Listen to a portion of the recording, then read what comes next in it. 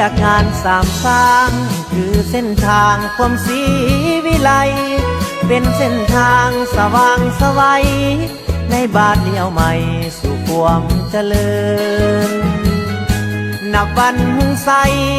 สามสร้างก้าวไปสู่เส้นทางเดินพร้อมเพียงใจทุกเผ่าก้าวเดินภาษาเจริญหุ่งเฮืองวิไลเวียกงานสามสร้างคือเส้นทางลาวหุ่งเฮืองสีทุกเผ่าชนร่วมสามัคคีมีก้อนกำลังภาษาก้าวไปที่ผมมวมแห้ง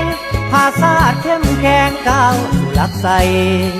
พากนำพาส่องเยืองทางให้สามสางก้าวไปบ่ได้รอท่าหี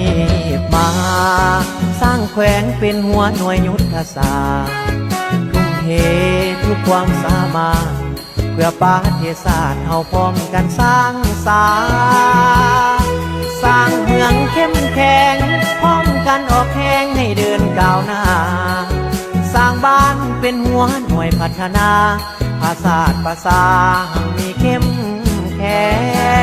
งจับมือกันเข้าเฮาทุกคนจงพร้อมเพียงใจอุทิศตนหยาดเหงื่อแห้งกายพร้อมกันก้าวไปสร้างสาผัวแปล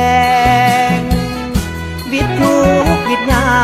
พ้นความลำบากเฮาต้องออกแห่งสามัคคีทนโฮมห่วมแหงสามสร้างเข้มแข็งจนชั่วนิรัน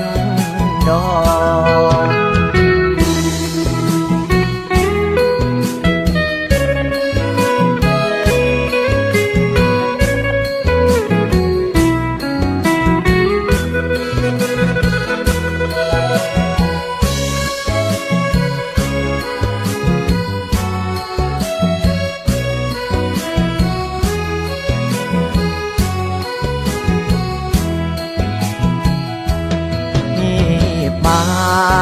สร้างแขวงเป็นหัวหน่วยยุทธศาสตร์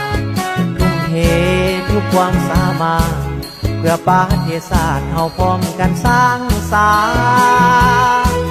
างเมืองเข้มแข็งพร้อมกันออกแข่งให้เดินก้าวหน้าสร้างบ้านเป็นหัวหน่วยพัฒนาภาษาภาษามีเข้มแข็งจับมือกันเข้าเฮาทุกคนจงพร้อมเพียงใจอุทิศตนหยาดเหงื่อแห้งกายพร้อมกันก้าวไปสร้างสาผัวแปลงวิทย์ทุกวิทยา